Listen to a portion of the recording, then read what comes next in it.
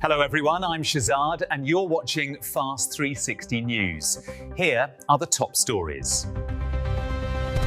Big news from OpenAI. They're searching for a new Head of Preparedness a key role in shaping the future of AI safety. This isn't your average job, it's a senior leadership position focused on anticipating and preventing the most serious risks posed by advanced artificial intelligence. OpenAI CEO Sam Altman said AI models are improving fast and present new challenges including cybersecurity vulnerabilities and possible impacts on mental health.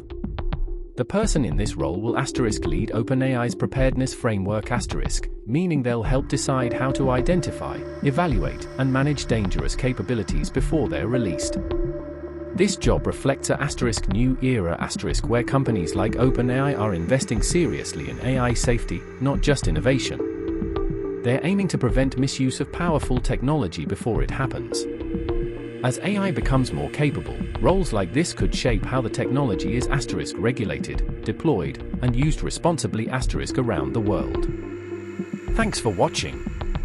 If you found this news interesting, hit like and subscribe for more tech updates. Stay tuned, the global world story is far from over. Make sure to subscribe for more fast world updates.